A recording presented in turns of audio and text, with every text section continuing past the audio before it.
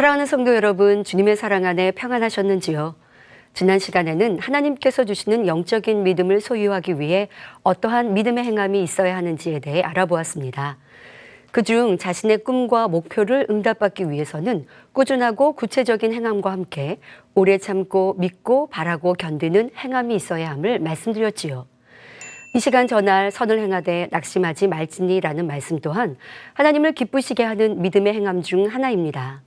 나름대로 열심히 선을 행하고 노력했음에도 응답이 더디거나 없을 때 여러분은 어떠한 마음이었는지 말씀을 통해 점검해 보는 시간이 되시기 바랍니다.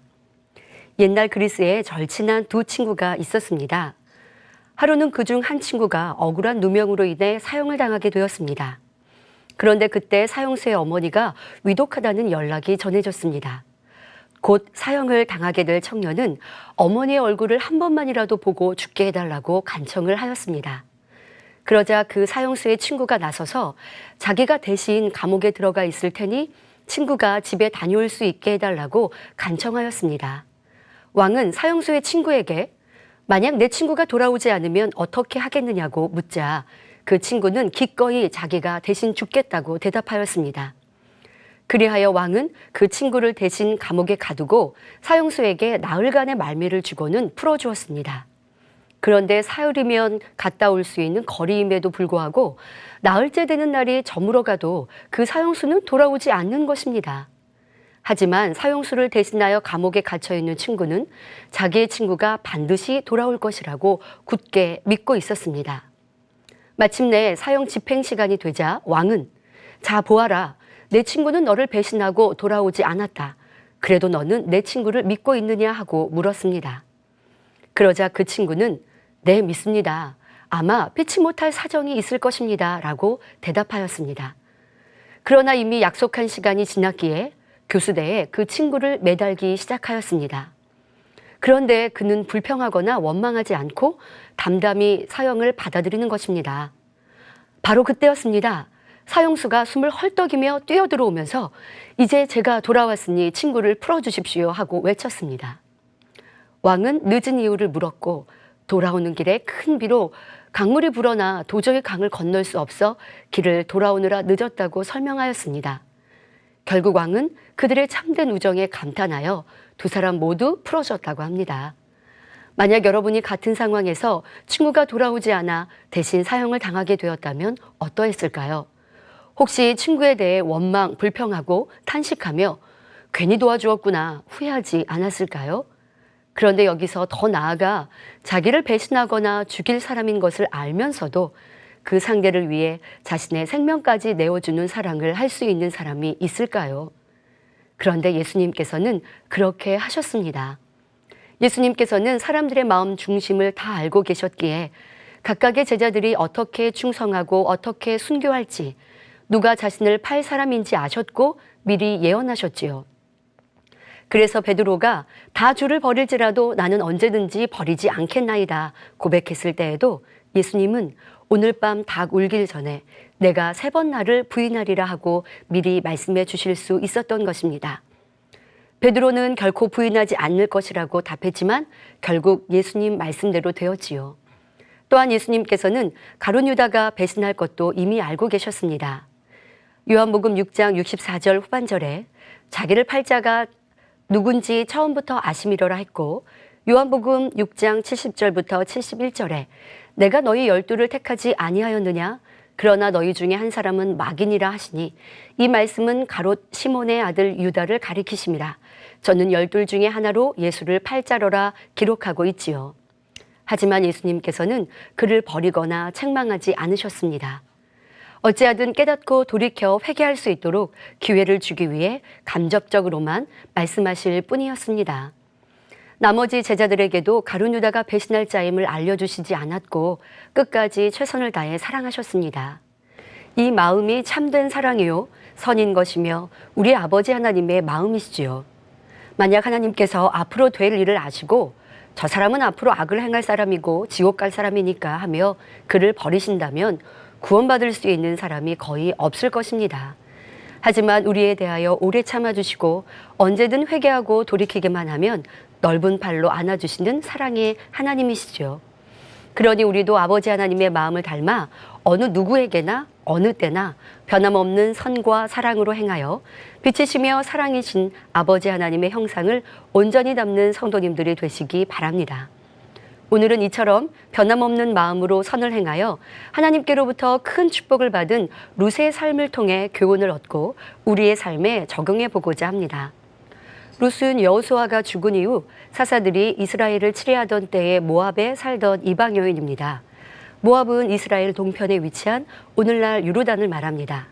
그 당시 이스라엘에 흉년이 들어 유다 베들레헴에 살던 한 가족이 살 길을 찾아 이방 땅인 모압으로 이주하였습니다.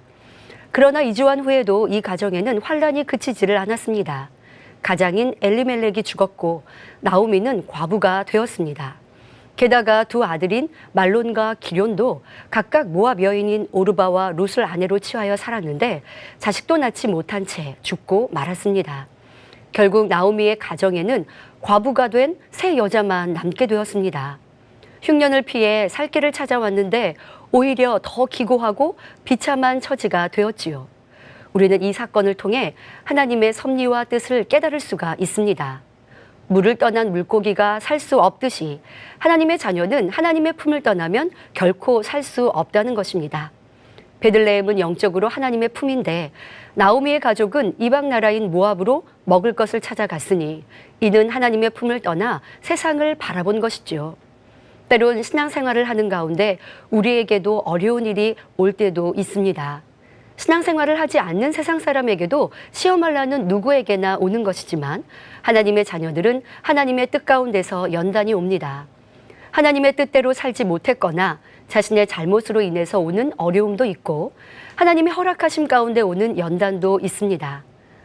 그러나 어떤 어려움이나 연단이든 이를 통해서 하나님께서는 결국 우리가 정금 같은 믿음을 가질 수 있도록 이끌어 주십니다. 따라서 하나님의 자녀에게 연단은 축복입니다. 그런데 나오미의 가정은 이스라엘의 흉년이라는 연단을 피해 하나님의 품을 떠났기에 어려움에서 벗어나기는커녕 더 큰 시험 환란을 만나게 된 것입니다. 하지만 이후 선한 룻을 통해 하나님의 축복된 섭리로 이끌어 가시는 것을 볼 수 있습니다. 나오미의 가정에는 남자라고는 한 사람도 없으니 모든 것이 불안하고 형편도 매우 어려웠습니다. 그러던 중 고향 베들레헴에 풍년이 들었다는 소식을 듣고 나오미는 고향으로 돌아가겠다고 결심합니다. 두 며느리와 함께 귀향길에 오르던 중 나오미는 며느리들에게 각각 친정으로 돌아가 평안히 살라고 말합니다. 아무런 희망도 없이 고생하며 살아야 할 며느리들을 생각하니 시어머니 된 입장에서 그리고 같은 여인으로서 안타까운 마음이었겠지요. 이 말을 들은 오르바는 울며 친정으로 돌아갔습니다. 그러나 룻은 끝까지 시어머니인 나오미를 떠나지 않았습니다. 시어머니가 돌아가라고 다시 강권하자 룻이 다음과 같이 고백합니다. 나로 어머니를 떠나며 어머니를 따르지 말고 돌아가라 강권하지 마옵소서. 어머니께서 가시는 곳에 나도 가고 어머니께서 유숙하시는 곳에서 나도 유숙하겠나이다. 어머니의 백성이 나의 백성이 되고 어머니의 하나님이 나의 하나님이 되시리니 어머니께서 죽으시는 곳에서 나도 죽어 거기 장사될 것이라. 만일 내가 죽는 일 외에 어머니와 떠나면 여호와께서 내게 벌을 내리시고 더 내리시기를 원하나이다. 룻이 굳게 결심한 것을 보고 나오미는 더 이상 말하지 못하고 함께 베들레헴으로 돌아왔습니다. 여기서 우리는 룻이 얼마나 선하고 대단한 결심을 한 것인지 생각해 보아야 합니다. 한 가족 안에도 자신의 유익에 맞지 않으면 싸우고 다투며 자신의 유익만 구하니 핏줄을 나눈 형제 간에도 의가 갈리는 현실도 많이 있습니다. 긴 병에 효자 없다는 말처럼 배우자나 부모의 중한 병으로 간호를 하거나 돌아보아야 할 때 처음은 사랑으로 섬기나 시간이 흐르면 힘들어하며 빨리 끝났으면 좋겠다 생각하는 경우도 있지요. 고부간의 갈등은 더 큰 문제입니다. 하물며 남편도 없이 고향을 떠나 타국에서 홀로 시어머니를 봉양하며 살아야 하는 절망적인 상황에 만약 여러분이 룻의 입장이었다면 어떤 선택을 하셨을까요? 혹은 여러분의 딸이 지금 룻과 같은 상황이라면 부모로서 어떻게 하시겠는지요? 룻의 마음은 선으로 가득하였기에 자신의 유익을 계산하거나 어떻게 해야 할까 고민한 것도 아니었습니다. 오직 선과 사랑의 마음에서 도리를 따른 것입니다. 그리고 하나님께서는 하나님을 믿는 모든 자녀들이 룻과 같이 진리, 선을 택하기를 원하시기에 성경에 룻기를 기록해 두신 것입니다. 한 사람에 관한 기록이 성경 한 권을 차지한다는 것은 결코 쉬운 일이 아닙니다. 더구나 룻은 선지자도 아니고 어떤 뛰어난 일꾼도 아닙니다. 또한 에스더와 같이 유다 민족 전체의 사울에 관련된 사건을 다룬 것도 아닙니다. 그저 평범한 한 이방 여인에 관한 기록이 성경상의 한 책으로 남을 수 있었다는 것은 그만큼 하나님의 엄청난 사랑을 받을 수 있는 행함을 보였기 때문입니다. 하나님께서 룻의 선한 마음과 행함을 기뻐하고 즐거워하셨기에 후세 사람들이 대대로 읽을 수 있도록 성경에 기록하며 알려주고 계신 것입니다. 룻은 하나님의 선민도 아니었지만 시집온 이후부터 남편의 하나님이 자기의 하나님이 되었고 남편의 백성이 자기의 백성이 되었습니다. 오늘날 우리의 신앙생활도 이와 같아야 합니다. 하나님을 한번 믿었으면 변함없이 하나님이 나의 하나님이 되고 믿음의 형제들이 나의 형제들이 되어야 하지요. 이처럼 룻은 하나님을 한번 선택한 후 변함없는 중심으로 나아갔던 것입니다. 또 자기의 자유와 젊음 등 모든 것을 다 포기하고 자신을 희생해서라도 그 마음에 인간된 도리로서 홀로 된 시어머니를 붙쫓아 끝까지 봉양하였지요. 참으로 정한 마음을 가진 여인임을 우리는 알 수가 있습니다. 성경에 기록된 선과 진리는 변함이 없이 동일하기에 바로 룻의 마음이 우리의 마음이 되어야 한다는 것을 깨달아야겠습니다. 하나님께서는 오늘도 이러한 마음을 가진 사람들을 찾고 계십니다. 다시 룻의 이야기로 돌아오겠습니다. 보리 추수를 시작할 때쯤 나오미와 룻은 베들레헴에 도착하였습니다. 룻은 아침부터 저녁까지 이삭을 주어 시어머니를 극진히 섬기며 봉양하였고 시어머니의 말씀에도 온전히 순종하였습니다. 룻은 이러한 일이 고생이라 생각하지 않고 오히려 도리를 쫓는 마땅한 것이라 받아들였습니다. 때문에 대가를 바라지도 힘들어하지도 않았지요.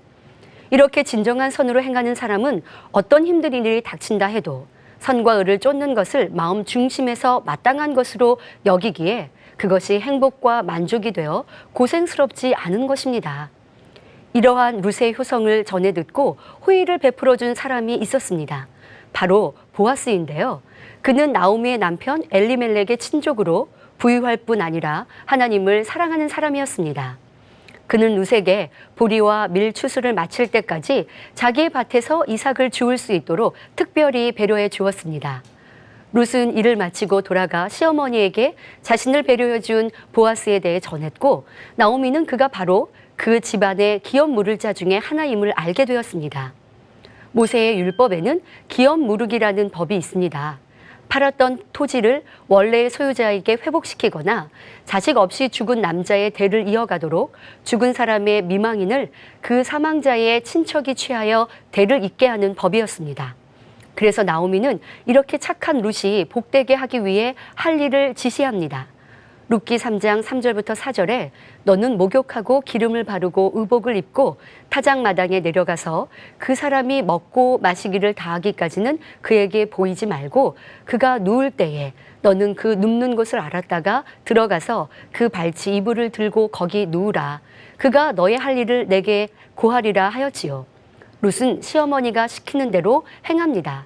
그 결과 보아스는 룻이 성읍 백성들이 다 아는 현숙한 여자임을 알고 있었기에 룻에게 기업 물을 사람의 책임을 행하기로 맹세했습니다. 그리고 다음 날 바로 성읍 백성과 장로들 앞에서 기업 물을 것을 허락하였지요. 그리하여 보아스는 룻을 아내로 삼았고 하나님의 축복이 함께 하시니 룻은 아들을 낳았고 그가 바로 다윗의 조부 오벳입니다. 결국 룻은 다윗 왕의 증조모가 되어 예수님의 계보에 오르는 놀라운 축복을 받았습니다. 어떻게 이방 여인이었던 룻이 이렇게 엄청난 축복을 받을 수 있었을까요? 룻의 마음이 하나님 보시기에 합당한 마음이었기 때문입니다. 바로 사랑장의 사랑의 마음이 그대로 임한 사람이었지요. 룻은 아무런 희망이 없는데도 참고 인내하며 선을 쫓는 사랑장의 오래 참음이 온전히 맺혀 있었습니다. 자식도 없이 남편이 죽은 이 절망적인 상황에서도 원망하지도 않았으며 정성으로 시어머니를 봉양하며 그 말씀에 오직 순종한 것을 볼 수 있습니다. 그러니 얼마나 온유하였는지 알 수 있고 투기라든가 자랑하고 교만하고 무례한 모습은 찾아볼 수 없지요. 자기 자신은 자청하여 가장 낮은 자리에 앉히고 도리를 쫓아 행했던 룻은 조금도 자기의 유익을 구하지 않았고 성내거나 악한 것을 생각지 않았으며 모든 것을 믿고 견뎠습니다. 이렇게 룻의 삶을 살펴보니 바로 고린도전서 13장에 있는 영적인 사랑을 소유했던 여인임을 알 수 있지요. 또한 갈라디아서 5장에 기록된 성령의 9가지 열매, 곧 사랑, 희랑, 화평, 오래 참음, 자비, 양선, 충성, 온유, 절제가 모두 맺혀 있음도 알 수 있습니다. 그러했기에 룻 자신은 바라지도 생각지도 않았지만 하나님께서는 엄청난 축복과 영광으로 갚아주셨던 것입니다. 오늘날도 룻과 같이 정한 마음으로 어떠한 어려운 상황에서도 선을 행하되 낙심치 않으면 반드시 축복을 받습니다. 이렇게 행복은 환경이나 조건에 의해 결정되는 것이 아니라 자신이 어떠한 마음과 생각으로 행하느냐에 따라 달라집니다. 어떤 연단이나 어려움 속에서도 믿음을 가지고 하나님이 원하시는 마음인 고린도전서 13장의 영적인 사랑, 갈라디아서 5장의 성령의 9가지 열매, 마태복음 5장의 팔복을 맺어간다면 반드시 여러분 삶에 넘치는 축복이 임하게 됩니다. 사랑하는 성도 여러분, 성경은 이렇게 룻 외에도 선을 행하되 낙심하지 않으므로 반드시 때가 이르러 응답과 축복받은 사례를 곳곳에 기록하고 있습니다. 먼저 다니엘의 경우 조국이 패망하고 적국의 포로로 잡혀오는 신세가 되었어도 그는 낙심하지 않았습니다. 그곳에서도 변함없이 하나님을 섬기며 그 말씀 안에 자신을 지켜나갔더니 하나님께서는 3명의 왕을 거치는 동안 가장 신임받는 주요 관리로 나라의 총리로 높여주셨습니다. 또 주변의 시기 질투와 모함에 의해 사자굴에 던짐받게 되었을 때에도 그는 슬퍼하거나 낙심하지 않았지요. 오히려 다니엘은 끝까지 선을 행하니 하나님께서는 천사를 보내어 사자의 입을 봉하심으로 조금도 상하지 않았습니다. 이러한 과정을 지켜본 다리오 왕은 다니엘의 하나님을 크게 높이고 다니엘을 모함한 무리들을 사자굴에 던져놓게 했습니다. 내가 시행하려니 시편에서 내 사랑하는 자들아 너희가 친히 원수를 갚지 말고 진노하심에 맡기라. 기록되었을 때 원수 갚는 것이 내게 있으니 내가 갚으리라 하신 대로 하나님께서 대신 치리해 주신 것을 볼 수 있지요. 이렇게 우리는 오직 하나님의 뜻대로 선과 진리만 쫓을 때 하나님께서 나를 대신하여 역사하시며 내게는 응답과 사랑으로 위로해 주시는 것입니다. 다니엘의 세 친구도 금신상에 절하라는 왕의 강요에도 끝까지 굴복하지 않아 결국 풀무불에 던져졌지만 하나님께서 역사하시니 조금도 그을리거나 상하지 않았고 도리어 하나님께 크게 영광 돌릴 수 있었습니다. 총리 요셉도 마찬가지였습니다. 아버지의 사랑을 독차지하던 아들에서 형들의 시기 질투로 타국의 종으로 팔려갔으나 하나님을 믿는 믿음으로 낙심하지 않았습니다. 그러니 종으로 있던 시위대장 보디발의 집에서도 오직 하나님의 말씀대로 행하며 최선을 다해 착실하게 일하였지요. 또 억울한 누명을 쓰고 감옥에 갇히게 되었을 때에도 낙심하지 않고 모든 사람에게 선을 베풀었습니다. 그랬더니 결국 때가 이름에 애굽의 총리가 되는 큰 축복을 거둘 수 있었습니다. 이 외에도 하나님의 선지자들은 감옥에 갇혀도 매를 맞아도 생명의 위협을 받아도 그 어떠한 불이익을 당해도 힘들어하거나 괴로워하고 탄식하고 원망하지 않았던 것을 볼 수 있습니다. 오직 기뻐하고 감사함으로 하나님께 영광만 돌렸던 것을 볼 수 있지요. 이처럼 선한 마음으로 변함없이 진리를 쫓아 나가는 믿음을 하나님께서는 선이라 하시며 때가 이름에 반드시 그 구하는 것을 응답해 주시는 것입니다. 여러분에게도 해결받아야 하는 여러 가지 문제들이 있으십니까? 오늘 말씀뿐만 아니라 심고 거두는 법칙에서도 말씀드렸듯이 그 어떠한 것이든 분명히 심은 대로 거두게 됨을 기억해야 합니다. 혹 나는 선을 심고 행했음에도 응답과 축복을 받지 못하였는데요 하시는 성도님들이 계십니까? 거기엔 분명 이유가 있습니다. 억지로 힘들게 선을 행했거나 당장 원하는 것을 얻지 못하면 후회하거나 낙심하는 마음이 있었기 때문입니다. 오른손이 하는 것을 왼손이 모르게 하라 하셨는데 사람들에게 인정받고 칭찬받고자 선을 행했다면 이는 하나님 앞에 인정받을 수 없는 것입니다. 선을 행하면서 불평하거나 힘들다 생각하는 것도 억지로 행하는 것입니다. 또 선을 행한 후 후회하는 사람도 있습니다. 어려움을 겪고 있는 사람을 도와주고 구제하였는데 그 사람이 고마워하기는커녕 오히려 배신하고 악을 행한다면 여러분 마음은 어떠하시겠는지요? 아니 어떻게 나한테 이럴 수가 있지? 내가 왜 저런 사람을 도와줬을까? 후회하지는 않았는지요? 이는 온전한 선이 아닌 것입니다. 또 하나님께 대해서도 낙심치 말아야 합니다. 마음의 믿음과 사랑을 가지고 선을 행하였다면 기쁨과 즐거움으로 응답의 때를 기다려야 합니다. 자신의 변화와 응답받기 위해 기도함에 있어서도 예물을 심고 구제하며 충성함에 있어서도 변함없는 선과 사랑으로 행하여야 합니다. 교회에서 아침부터 저녁까지 열심히 봉사하였습니다. 그런데 겉모습은 똑같이 열심히 봉사하였다 할지라도 어떤 사람은 행복한 마음으로 즐겁게 봉사를 하는가 하면 어떤 사람은 인정받고 칭찬받고자 하거나 억지로 하기도 합니다. 봉사를 한 것에 대해 아무도 알아주지 않거나 자신보다 다른 사람이 더 인정받고 칭찬받으니 마음이 불편하고 후회하거나 낙심하는 마음이 들기도 하지요. 그렇다면 똑같이 봉사를 했다고 해도 하나님께 받게 되는 축복은 각각 다를 것입니다. 또 하나님께 드릴 예물을 작정했는데 급하게 돈이 필요한 상황이 생겼습니다. 이럴 때 내가 왜 이렇게 많이 작정했나? 조금만 드릴 걸 괜히 크게 작정해서 이게 뭐람? 하며 아까워하는 마음이 드는지요? 아니면 조금도 마음이 요동하지 않고 정한 대로 기쁨과 믿음으로 들으시겠는지요? 고린도후서 9장 7절에 각각 그 마음에 정한 대로 할 것이요 인색함으로나 억지로 하지 말지니 하나님은 즐겨내는 자를 사랑하시느니라 하셨습니다. 아까워하며 걱정하는 마음으로 드린 예물은 믿음도 하나님을 사랑해서 드린 것도 아닌 억지로 드린 것이기에 심은 대로 거둘 수가 없습니다.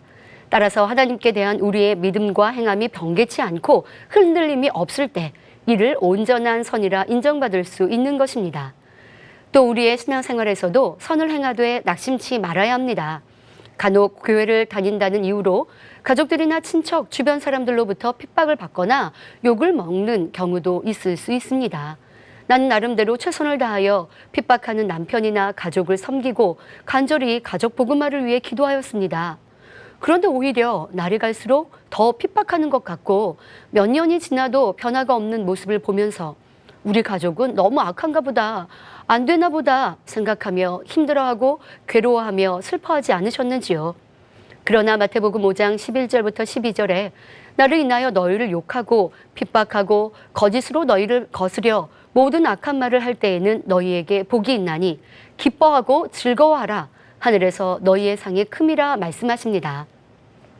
어떤 상황 속에서도 선을 행하며 기쁨과 감사함으로 끝까지 믿음으로 구할 때 응답은 물론 큰 상급으로 갚아주십니다. 그러니 사람 편에서 급한 마음으로 응답을 구해서는 안 됩니다. 모든 것을 아시는 아버지 하나님께서 우리에게 가장 좋은 때에 맞춰 응답을 주시기 때문입니다. 그러니 이런 좋으신 하나님을 믿는다면 결코 낙심하거나 조급해서도 안 될 것입니다. 또 기도의 제목이 크고 중요한 것이라면 그만큼 기도의 양이나 그에 합당한 행함이 채워져야 응답을 받을 수 있습니다. 다니엘이 영의 일들을 풀어받고자 기도할 때도 하나님께서는 그 기도를 시작할 때 이미 응답을 전달할 천사를 보내셨습니다. 그러나 원수마귀 사단이 그 응답을 받지 못하도록 방해하니 다니엘이 천사를 만날 때까지는 21일이라는 시간이 필요했지요. 그 21일 동안 다니엘은 조금도 낙심치 않고 한결같은 마음으로 처음처럼 간구하였기에 큰 응답을 받을 수 있었던 것입니다. 이렇게 정령 받은 줄로 믿는다면 참고 기다리는 것이 힘들지 않으며 내가 생각했던 때에 응답을 받지 못하였더라도 낙심할 일이 없습니다. 마지막으로 여러분들 자신의 변화가 더딜 때 어떠하신가요? 하나님의 말씀을 들으면서 무엇이 하나님께서 원하시는 행함과 마음인지 깨달아 그렇게 행하기를 원하는데 내가 바라는 것만큼 빠르게 변화되지 않으니 신앙생활이 힘들다고 생각하지는 않으셨나요? 누가복음 8장 15절에 좋은 땅에 있다는 것은 착하고 좋은 마음으로 말씀을 듣고 지키어 인내로 결신하는 자니라 하신 대로 자신의 마음을 개조하기 위해 선을 행할 때도 오래 참으며 낙심하지 않아야 합니다. 그런데 사실 마음의 성결은 간절히 원하기만 한다고 저절로 이루어지는 것이 아닙니다. 마음을 다해 불같이 기도하고 금식하고 철야하는 등 부단히 자신을 복종시켜 나가야 하지요. 예전에 좋아하던 육의 것도 끊어야 하고 영적으로 유익이 되지 않으면 과감히 버려야 합니다. 힘들다고 중간에 쉬어버려서는 안 되고 몇 번 하다가 그쳐서도 안 됩니다. 마침내 성결의 열매를 온전히 거둘 때까지, 목적을 이룰 때까지 부단히 수고하고 절제하며 멈추지 말고 말씀대로 행해야 하지요. 그 과정 중에 아직 버려지지 않았다 해서 실망하지 말고 온전히 변화될 자신의 모습을 소망하면서 끝까지 인내하고 노력하세요. 이렇게 믿음으로 마음의 할례를 이루어 나갈 때 영원히 잘됨같이 범사에 잘되고 강건한 축복도 함께 이루어지는 것입니다. 사랑하는 성도 여러분, 우리의 아버지 되신 하나님께서는 그 자녀된 우리가 아버지를 닮은 선한 자녀가 되기를 원하십니다. 그런데 그 선은 겉으로 흉내내는 행함에만 있지 않지요. 마음 중심에서 우러나오는 선과 사랑의 행함입니다. 이런 진정한 선과 사랑은 계산적이지 않으며 행하고 후회하지도 않습니다. 행하다가 피곤하고 힘들어하지 않으며 변함없이 행하지요. 그러니 선을 행할수록 기쁨과 즐거움이 넘치므로 점점 더 선한 것을 사모하게 되어 결국 아버지 하나님의 형상을 닮을 수 있는 것입니다. 아직은 온전한 선에 미치지 못한다 할지라도 멈추지 말고 선을 쫓아 행하고자 노력하십시오. 그럴 때 성령님께서 도와주심으로 우리 모두 룻과 같은 아름다운 마음을 이루어 하나님의 지극히 사랑받는 자녀들이 될 것입니다. 선을 사모하며 끝까지 믿음으로 행하여 꼭 응답과 축복받는 여러분 모두가 되시기를 주님의 이름으로 기원드립니다. 말씀 참고하시면서 기도하시겠습니다. 좋으신 아버지 하나님, 오늘은 룻의 선에 대해서 살펴보았습니다. 우리 모두 룻과 같이 자신의 유익을 구하지 아니하며 오직 희생하고 섬기며 도리를 쫓아 선을 행하길 원합니다. 낙심하지 않고 계산하지 않으며 오직 아버지께서 인정하실 만한 선한 사람이 되어져 마음의 모든 소원을 응답받는 성도님들 될 수 있도록 축복하여 주옵소서. 감사하고 우리 주 예수 그리스도 이름으로 기도하옵나이다. 아멘. 이렇게 룻의 삶을 살펴보니 바로 고린도전서 13장에 있는 영적인 사랑을 소유했던 여인임을 알 수 있지요. 또한 갈라디아서 5장에 기록된 성령의 9가지 열매, 곧 사랑, 기랑, 화평, 오래 참음, 자비, 양선, 충성, 온유, 절제가 모두 맺혀 있음도 알 수 있습니다. 그러했기에 룻 자신은 바라지도 생각지도 않았지만 하나님께서는 엄청난 축복과 영광으로 갚아주셨던 것입니다. 이렇게 행복은 환경이나 조건에 의해 결정되는 것이 아니라 자신이 어떠한 마음과 생각으로 행하느냐에 따라 달라집니다. 어떤 연단이나 어려움 속에서도 믿음을 가지고 하나님이 원하시는 마음인 고린도전서 13장의 영적인 사랑, 갈라디아서 5장의 성령의 9가지 열매, 마태복음 5장의 팔복을 맺어간다면 반드시 여러분 삶에 넘치는 축복이 임하게 됩니다.